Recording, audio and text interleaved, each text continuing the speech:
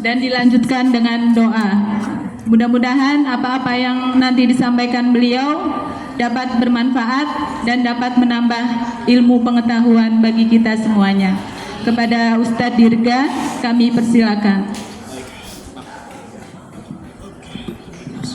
Terima kasih. Bismillahirrahmanirrahim. Assalamualaikum warahmatullahi wabarakatuh.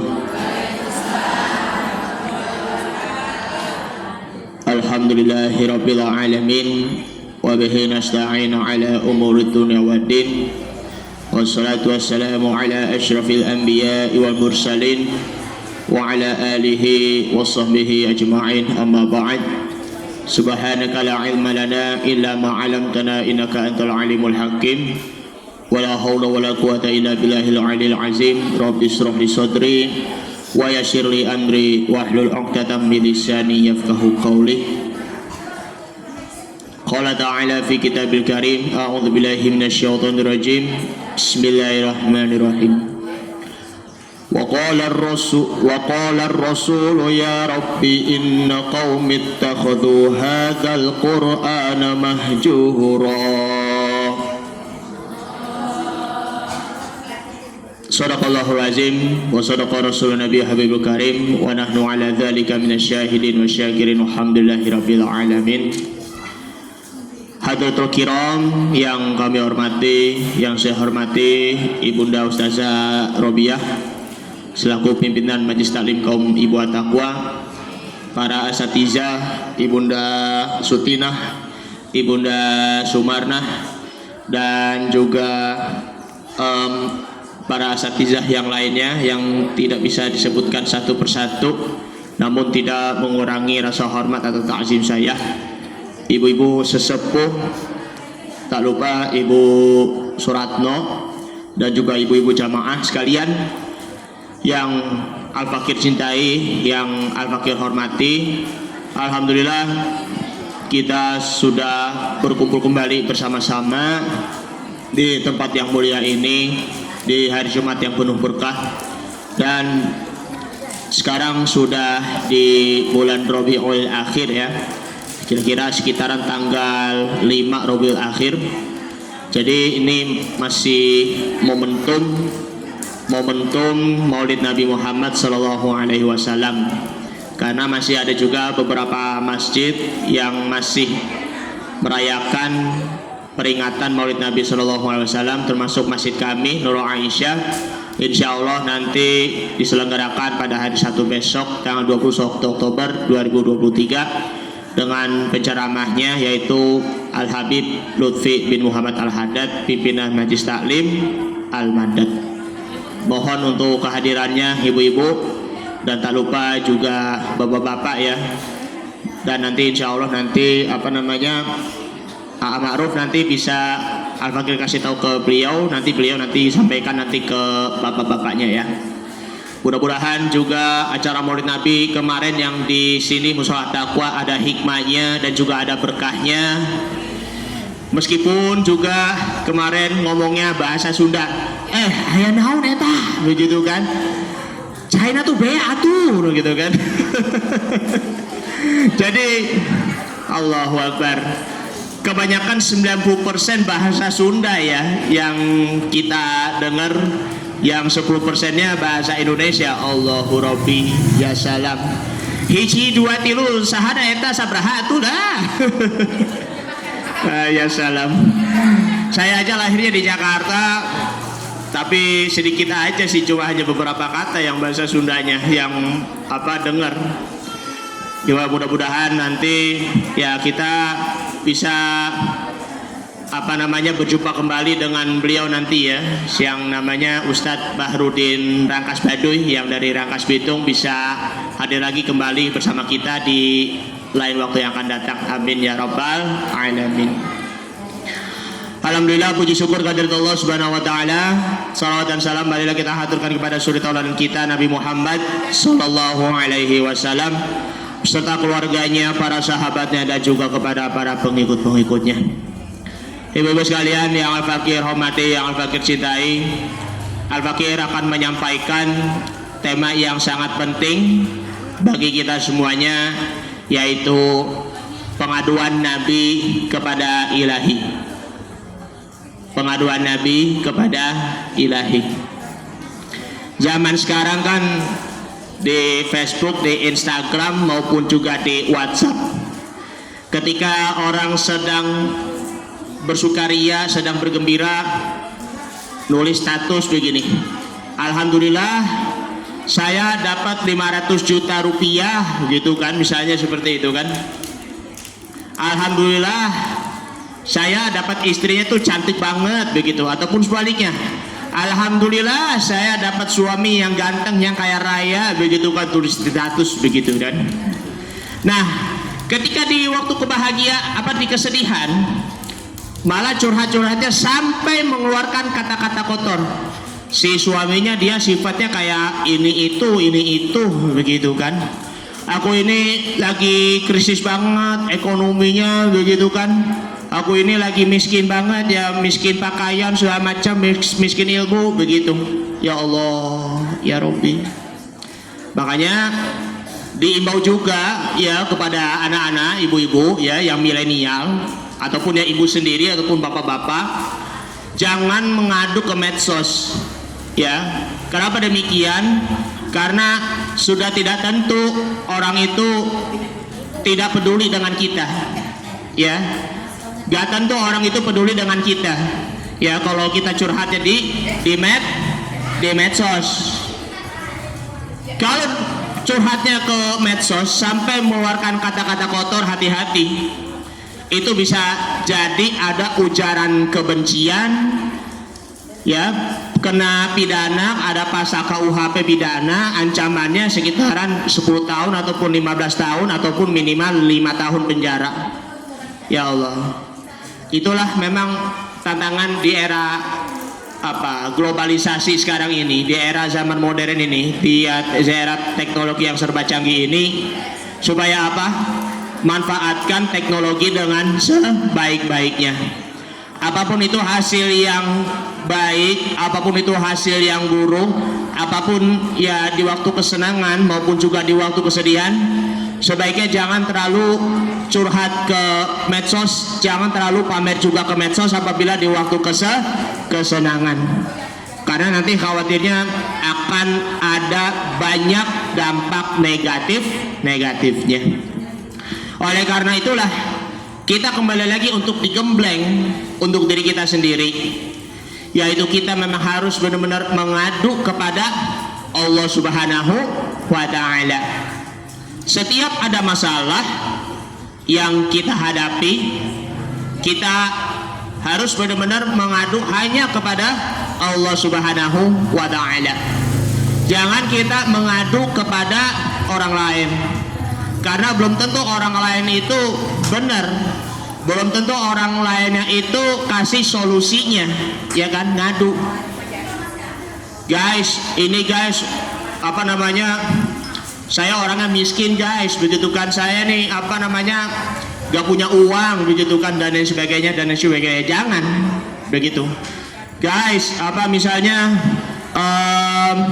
saya nggak punya mobil, saya mah cuma bisa jalan kaki begitu, jangan, ya kan, seperti itu. Jadi kita mengadu kepada Allah Subhanahu wa Ta'ala, maka insya Allah Ta'ala akan memberikan solusi kepada kita. Nanti Allah Ta'ala akan memberikan petunjuk kepada kita.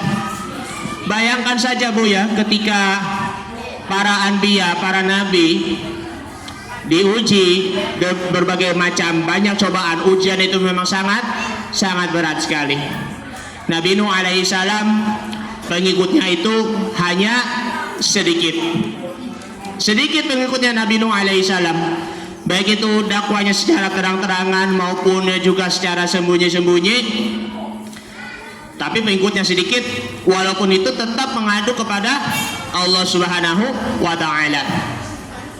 Kemudian Nabi Ayub alaihissalam, beliau ditimpa berbagai macam penyakit, baik itu penyakit di dalam dirinya sendiri, ya penyakit fisiknya, kemudian juga kehilangan harta maupun juga kehilangan keluarganya yang dicintai, satu persatu sudah meninggal, termasuk juga istrinya. Tetapi apakah Nabi Ayub alaihissalam itu mengeluh? Ya tidak. Karena itu tetap mengadu kepada Allah Subhanahu wa ta'ala. Nabi Adam alaihissalam aja Bu ya, kalau udah ditipu sama iblis, laknatullahi alaihi. Tetapi tidak merasa ngeluh gara-gara ditipu sama iblis, karena beliau ya sudah membaca Rabbana ya Rabbana zalamna anfusana wa ilam taghfir lana wa tarhamna lanakunanna minal khasirin. Tapi Nabi Adam alaihissalam tetap kuat meskipun dia ditipu sama iblis ya, sehingga Allahnya itu suruh Nabi Adam alaihissalam untuk hijrah ke bumi, ya kan? Ditipu oleh setan tetapi tidak ngedon, tapi tetap membaca ya Tuhan kami, sesungguhnya kami menzolimi diri sendiri, ya kan? Kami menzolimi diri sendiri jikalau engkau tidak memberikan ampunan kepada kami, sungguh kami termasuk orang-orang yang zolim. Nabi Yunus alaihi salam, beliau sudah berusaha untuk berdakwah kepada kaumnya sehingga tidak ada satupun yang mengikuti ajakannya Nabi Yunus alaihi salam, sehingga beliau pergi dari kaumnya. Ketika pergi ke laut, masya Allah, ditelan oleh ikan yang besar, ikan paus, yaitu ya, sehingga ketika di dalam perutnya Nabi Yunus membaca la ilaha illa anta subhanaka inni kuntu minaz zalimin. Wahai Tuhan, la ilaha illa anta, tiada Tuhan selain Engkau, sesungguhnya maha suci Engkau, aku termasuk orang-orang yang zalim. Dan hingga akhirnya kaumnya Nabi Yunus mencari Nabi Yunus, dan sehingga ya Nabi Yunus bukan, astagfirullahaladzim, malu lupa. Terbuka mulutnya paus itu, sehingga Nabi Yunusnya keluar, dan akhirnya Nabi Yunus itu kembali lagi kepada kaumnya, sehingga mulailah berdakwah, masya Allah. Dan begitu juga Nabi Muhammad Sallallahu Alaihi Wasallam, beliau diutus oleh Allah untuk menyempurnakan akhlak. Beliau mendapatkan wahyu Al-Quranul Karim melalui perantaraan malaikat Jibril.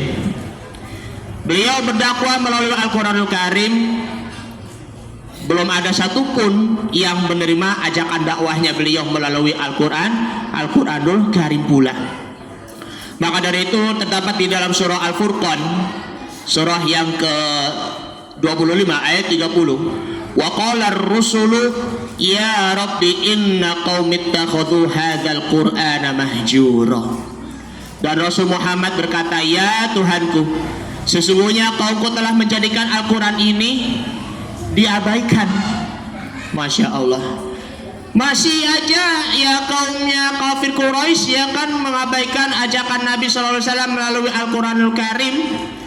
Ya padahal Nabi ditugaskan oleh Allah ya pertama adalah Iqra, ya kan, Iqra bismi rabbikal ladzi khalaq. Lalu akhirnya setelah mendapatkan wahyu Al-Quran, jadilah seorang nabi dan rasul yang tugasnya untuk menyampaikan kepada umatnya, karena beliau SAW dinyatakan sebagai akhir para anbiya, nabi yang ke-25. Nah di sekarang ini memang sudah mulai banyak ya umat-umat yang awam ya yang sudah mulai mengabaikan Al-Quranul Karim. Na'udzubillah summa na'udzubillah. Karena kenapa?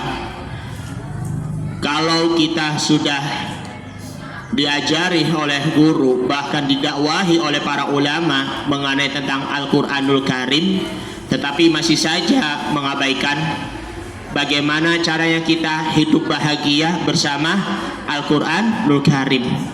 Kalau kita punya masalah, kita mengeluh, ngedown, sehingga tidak lagi mengadu kepada Allah, tidak lagi pula untuk mengobati kesedihannya dengan membaca Al-Quran, maka itulah merupakan salah satu penyebab tandanya lemahnya iman kita kepada Allah Subhanahu wa Ta'ala. Itulah dakwahnya Rasul Shallallahu Alaihi Wasallam yang begitu amat berat melalui dengan berdakwahnya Al-Quranul Karim, ya baik itu secara terang-terangan maupun juga secara sembunyi-sembunyi, sehingga dakwahnya Rasul SAW apapun tantangannya tetap berhasil, sehingga banyak yang sudah masuk Islam bersama Rasul Shallallahu Alaihi Wasallam. Ini masih momentum Nabi Muhammad Shallallahu Alaihi Wasallam, yaitu adalah kita perbanyak lagi untuk membaca Al-Quranul Karim. Ini secara khususnya ibu-ibu, bukan hanya ya membaca salawat aja kayak ya Nabi salam alaika, ya Rasul salam alaika. Ya memang sudah ada perintah salawatnya ada di dalam ayat Al-Quran, tetapi bagaimana kita istiqomah membaca Al-Quranul Karim? Padahal Rasulullah SAW beliau adalah ahli tilawah, ya, ahli tilawah, ahli membaca Al-Quranul Karim yang begitu sangat fasih, ya, dan juga mengajarkan Al-Quran kepada keluarganya maupun juga umatnya. Karena Al-Quran itulah merupakan sebagai motivasi hidup beliau dan juga sebagai teman hidup beliau, dan begitu juga sebagai pendamping hidup beliau Sallallahu Alaihi Wasallam. Begitu juga dengan kita. Jadikan Al-Quranul Karim itulah sebagai penyejuk hati, kemudian juga sebaik-baik teman hidup, pendamping hidup dari dunia sampai ke akhirat nanti. Masya Allah, tabarakallah. Nah, disitulah akhlaknya Rasul Shallallahu Alaihi Wasallam. Di situ adalah akhlak Al-Quranul Karim. Sebagaimana kata Siti Aisyah radhiyallahu anha, kana khuluquhul Quran. Akhlaknya Rasulullah Shallallahu Alaihi Wasallam situ adalah Al-Quranul Karim. Karena itu banyak isi kandungan banyak isi kandungan ayat Al-Quran yang berkaitan dengan akhlaknya Rasul Sallallahu Alaihi Wasallam. Beliau apa yang diperintahkan Al-Quran yang halal, beliau tetap menjalankan yang halal dan mengikuti perintah yang halal. Apabila ada sesuatu yang haram, beliau tinggalkan. Nah, seperti itu. Begitu juga dengan kita. Sebagaimana ada di dalam ayat Al-Quran, wa ma atakumur rasulu fakhudhuhu, dan apa-apa yang diperintahkan oleh Rasul maka ambillah, wa ma nahakum anhu fantahu, dan apa-apa yang dilarang olehmu maka tinggalkanlah. Jadi wa ati'ullaha wa ati'ur rasul, taatlah Allah dan juga taat kepada Rasul. Masya Allah. Disitulah kayak contohnya misalnya gini, Nabi SAW orangnya sifat yang muhsin, sebagaimana ada dalam surah Al-Baqarah ayat 132 nih, bala man aslama wajahahu lillahi wa huwa muhsin, ya kan? Tidakkah barang siapa yang aslama wajahahu, yang berserah diri hanya kepadanya, kepada Allah Subhanahu wa Ta'ala, wa huwa muhsinun, maka dialah adalah orang yang muhsin. Nah, orang yang baik pula. Wa huwa muhsinun falahu ajruhu 'inda rabbih, maka dia akan mendapatkan pahalanya di sisi Tuhannya. Wala khaufun 'alaihim wala hum yahzanun, dan tidaklah pula dia takut, dan tidaklah pula beliau itu adalah bersedih. Beliau adalah Al-Baqarah ayat 132. Al-Baqarah ayat 132, bala man aslama wajahahu, ya. Seperti itu, ya. Itu ciri-ciri orang yang muhsin. Terus banyak lagi juga apa sifatnya, ya beliau adalah orang yang sabar, ya kan? Ada juga beritanya, ya ayyuhalladzina amanu sta'inu bis sabri was sholati innallaha ma'as sabirin. Wahai orang-orang yang beriman, Oh sebentar ya, itu ya. Kalau nggak salah tuh, oh iya ya, ayat 112. Ayat 112 itu sekitar itu. Balaman aslama wajahahu lillahi ya. Mohon maaf ya, ada kesalahan angka sedikit ya. Jadi balaman aslama wajahahu ayat 112 surah Al-Baqarah. Baik. Kemudian juga apa tadi? Balik lagi ke mana? Tadi sampai ke as-sobirin. Beliau adalah seorang yang ridho, seorang yang zahid, yang zuhud. Kemudian beliau adalah seorang yang ahli zikir. Ya ikutin bagaimana zikirnya, seperti zikir Nabi Sallallahu Alaihi Wasallam. Ala bidzikrillahi tatmainnul qulub. Dan situ ada ayat Al-Qur'annya. Ketahuilah bahwa berzikir kepada Allah maka hati pun akan menjadi tenang pula. Beliau adalah seorang dai, ya kan, seorang pendakwahnya juga yang mengajak kepada amar ma'ruf dan nahi mungkar. Nah itulah wa takum minkum ummatun yad'una ilal khairi. Dan jadikanlah diantara umat ya, ummatun wa takum minkum ummatun yad'una, umat yang mengajak kepada kebaikan, wa ya'muruna bil ma'ruf ya, mengajak kepada yang ma'ruf, wa yanhauna 'anil munkar, dan orang yang meninggalkan segala kemungkaran, segala kesalahan. Wa ulaika humul muflihun, dan mereka itulah adalah orang-orang yang beruntung pula. Rasul sallallahu alaihi wasallam adalah orang yang sangat fasih, baik itu dalam bicaranya maupun juga pidatonya maupun juga membaca Al-Qur'annya. Serta beliau adalah orang yang betul-betul sangat khusyuk dalam sholatnya. Ada di dalam hadis Nabi Shallallahu Alaihi Wasallam, yaitu sallu kama ra'aitumuni usolli. Sholatlah kalian sebagaimana kalian melihat aku sholat. Jadi semua akhlak-akhlak Nabi Shallallahu Alaihi Wasallam sudah tertera di dalam ayat Al-Quran. Tinggal nanti bagaimana kita bagaimana kita tidak lagi mengabaikan akhlak-akhlak Rasulullah SAW melalui Al-Quranul Karim, apalagi juga membacanya. Hati-hati orang yang mengabaikan Al-Quranul Karim, itu pun juga akan mendapatkan 4 bencananya. Yang pertama yaitu termasuk musuhnya Nabi ya. Masya Allah, la haula wala quwata illa billah. Hati-hati, jangan sampai kita jauh dari Al-Quran walaupun sekecil apapun. Karena mohon maaf ya, di Eropa ya, di Swedia terjadi pembakaran Al-Quran, sehingga kita, pemerintah Indonesia maupun umat Islam Indonesia, mengutuk peristiwa tersebut. Ada orang yang protes terhadap pembakaran Al-Quran yang di Swedia, malah ditangkap. Allahu Akbar. Makanya tuh kalau menjauhi Al-Quran, sehingga lebih parah lagi menghina Al-Quran, melecehkan Al-Quran, itu pun juga merupakan sama aja menghina Islam. Seakan-akan mengatakan Al-Quran itu bohong. Salah. Allahu Akbar kabir, ya salam. Itulah termasuk musuhnya Nabi, bahkan termasuk musuhnya Allah. Yang kedua, gampang ditipu oleh setan, gampang tergoda oleh setan, ibu-ibu. Padahal sudah banyak sekali ayat-ayat Al-Quranul Karim, ya kan?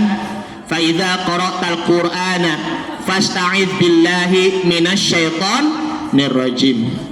Apabila engkau membaca Al-Quranul Karim, maka hendaknya berlindung kepada Allah dari godaan setan yang terkutuk. Makanya kalau diawali dengan ta'awudz, a'udzubillahi minasyaitonir rajim, basmalah, bismillahirrahmanirrahim. Ya seperti itu kan. Masya Allah, tabarakallah. Kayak Kiai Mubarseta itu.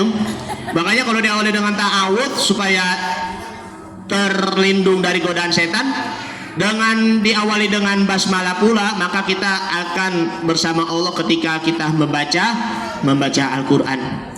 Coba mohon izin buka surah Az-Zukhruf, surah yang ke-43 ayat 36 dan 37.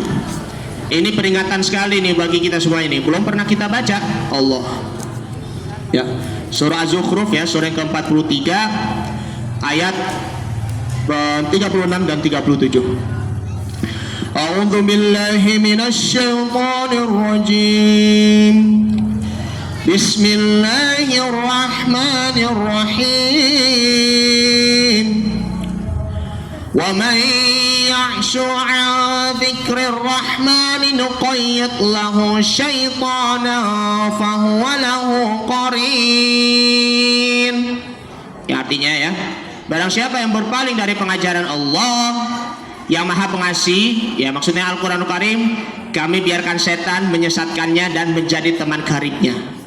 Mudah digoda oleh setan dan mudah menjadi teman karibnya setan pula kan? Ya Allah. Wa innahum, lanjutnya ayat 37. Wa innahum la yasuddunahum 'anis sabili wa yahsabuna annahum muhtadun. Dan sungguh mereka setan-setan itu benar-benar menghalang-halangi mereka dari jalan yang benar, sedang mereka menyangka bahwa mereka mendapat petunjuk. Jadi sudah menyesatkan kita dan sulit untuk mendapatkan petunjuk dari Allah Subhanahu wa ta'ala. Yang ketiga yaitu buta di akhirat, ya kan? Mata kita nanti akan buta di akhirat sebagaimana ada dalam surah Toha, surah yang ke-20 ayat 124. Wa man a'rada an dzikri fa innalahu ma'isyatan dongka. Barang siapa yang berpaling dariku, dari peringatanku, ya maksudnya Allah Subhanahu wa ta'ala, maka akan dikumpulkan di hari kiamat dalam keadaan buta. Ya, itu dia, wa nahsyuruhu yaumal qiyamati a'ma, itu lanjutannya. Bahkan kehidupannya itu sempit. Naudzubillah. Kehidupannya sempit di dunia, bahkan akan dikumpulkan di akhirat itu akan menjadi buta. Lanjutnya, qala lima hasyartani a'ma wa qad kuntu basira. Nah, mereka berkata nih, orang-orang yang mengabaikan dari Al-Quran, dari Allah, ya Rob, kenapa engkau mengumpulkan aku dalam keadaan buta padahal dahulu aku melihatnya? Nah, lanjutnya ayat 126, qala atatsaka. Nah, Allah itu akan membantah, telah datang kepadamu ayatuna fanasitaha, telah datang kepadamu ayat-ayat kami lalu engkau melupakannya, ya. Wa kadzalikal yauma tunsa, dan pada hari itu pula kamu akan dilupakan. Allahu Rabbi. Kemudian dibentak oleh para malaikat. Nah, surah Az-Zumar, surah yang ke-39 ayat 71 sampai ayat 72. Karena ini sombong sekali untuk apa? Menerima dakwahnya melalui Al-Quran. Ayat ini memang sangat terkenal sekali ya ibu-ibu, yang sudah sering dibaca oleh para imam. Bacanya begini. Wasiqal ladzina kafaru ila jahannama zumara hatta idza ja'uha futihat abwabuha wa qala lahum khazanatuha alam ya'tikum rusulun minkum yatluna 'alaikum ayati rabbikum wa yunzirunakum liqa'a yaumikum hadza qalu bala walakin haqqat kalimatul 'adzabi 'alal kafirin qila adkhulu abwaaba jahannam khalidina fiha fabi'sa mathwal mutakabbirin. Nah, ini ayat 71 dan 72 nih. Orang-orang kafir digiring ke neraka jahanam secara berombongan. Zumaro itu kan rombongan ibu-ibu.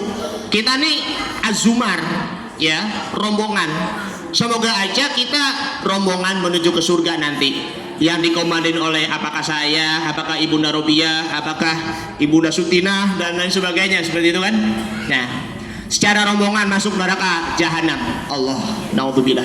Sehingga apabila mereka sampai kepadanya neraka, pintu-pintunya dibukakan dan penjaga-penjaga berkata kepada mereka, nah, apakah belum pernah datang kepadamu rasul-rasul dari kalangan kamu yang membacakan ayat-ayat Tuhanmu? Allahu Akbar. Dari zaman Nabi Adam sampai Nabi Muhammad SAW sudah memberikan ayat-ayat Al-Quranul Karim dari Allah Subhanahu wa Ta'ala dan memperingatkan kepadamu akan pertemuan dengan harimu ini. Mereka menjawab, benar, ada, tetapi ketetapan azab pasti berlaku terhadap orang-orang kafir. Kemudian lanjutnya, qila dukhulu abwaaba jahannam khalidina fiha fabi'sa maswal mutakabbirin. Dan dikatakan kepada mereka, masuklah pintu-pintu neraka jahanam itu, kamu akan kekal di dalamnya. Maka itulah neraka jahanam, seburuk-buruk tempat tinggal bagi orang-orang yang menyombongkan diri pula. Nah, disitulah sebaliknya, orang-orang yang perhatikan Al-Quran dengan baik, ya, itu kita harus melakukan sikap baik dan harus penuh perhatikan dengan Al-Quranul Karim pula. Sebagaimana dalam surah An-Nahl, bukan surah An-Nahl, surah yang ke-16 ayat 30. Surah An-Nahl surah yang ke-13 16 maksudnya, ayat yang ke-30, yaitu bunyinya ya, bismillahirrahmanirrahim.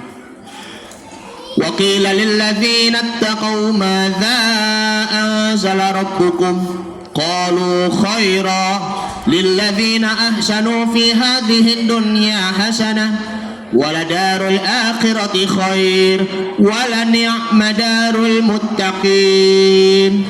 Kemudian dikatakan kepada orang-orang yang bertakwa.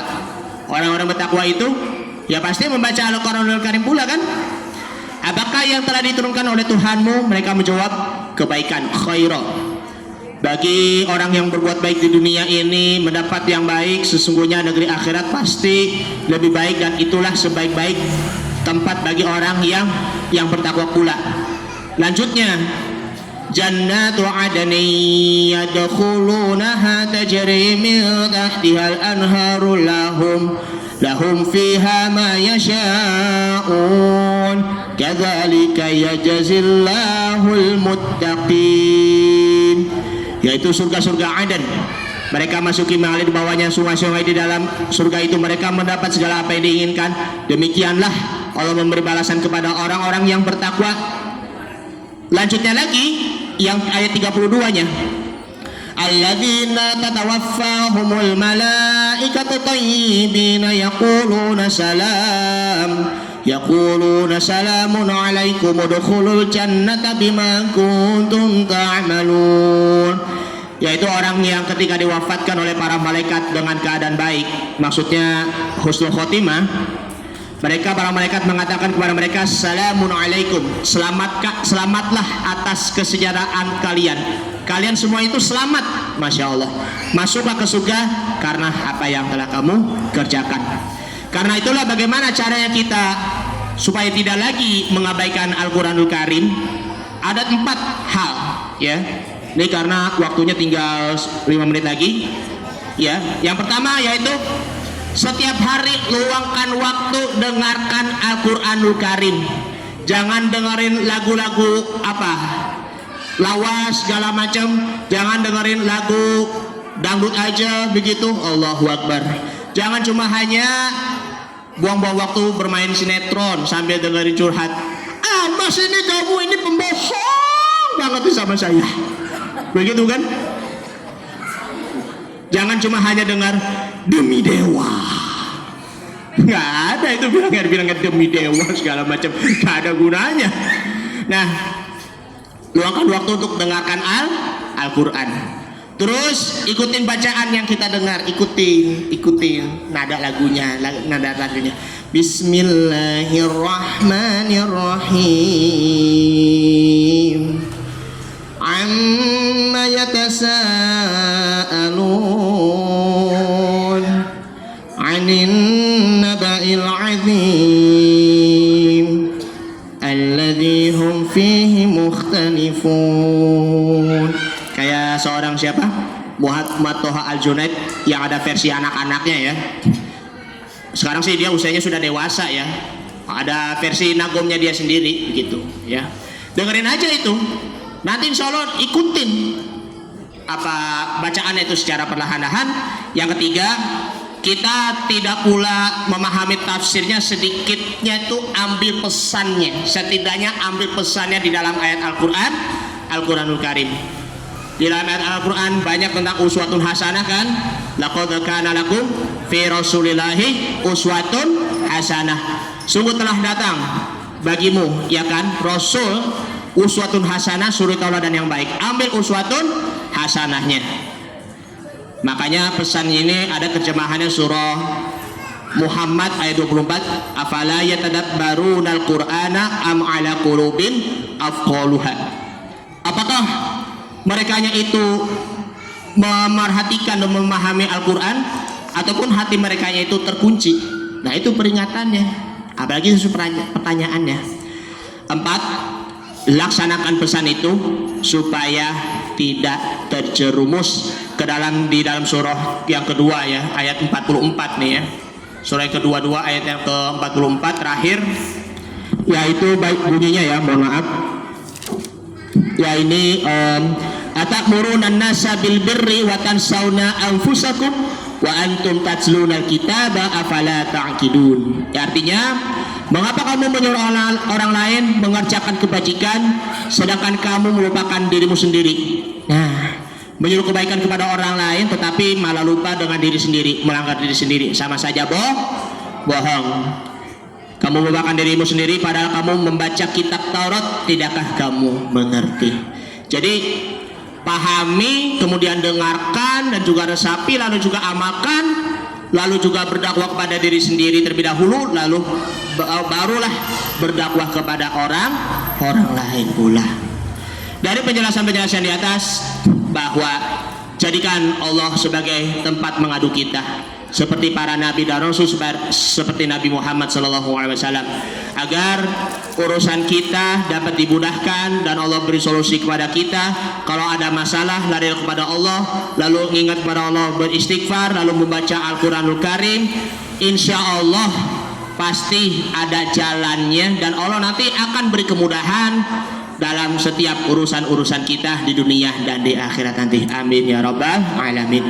Ini saja yang dapat saya sampaikan. Kalau yang mohon maaf. Assalamualaikum warahmatullahi wabarakatuh. Langsung ya. Bismillahirrahmanirrahim. Alhamdulillahirabbil alamin. Hamdan syakirin, hamdan na'imin, hamdan yafi ni'ama wa yukafi mazidah. Ya Rabbana lakal hamdu wa lakal mulku wa lakal syukru kama yanbaghi li jalali wajhikal karim wa 'azimi sultanik. Allahumma shalli ala sayyidina Muhammad, Allahumma shalli alaihi wa sallim. Allahumma ighfir lana dzunubana wa liwalidina warhamhum kama rabbawna shighara. Ya Allah, jadikanlah kami yang selalu membaca Al-Qur'anul Karim agar kami senantiasa mengikuti akhlak Rasulullah SAW, yaitu akhlaknya Rasul adalah akhlakul Al-Qur'anul Karim. Ya Allah, Rabbana ighfir lana wa li ikhwanina alladzina sabaquna bil iman wa la taj'al fi qulubina ghillan lil ladzina amanu rabbana innaka ra'ufur rahim. Rabbana atina fid dunya hasanah wa fil akhirati hasanah wa qina adzabannar. Sallallahu ala sayyidina Muhammadin wa ala alihi washabihi wasallam. Walhamdulillahirabbil alamin. Allahu akbar. Masya Allah.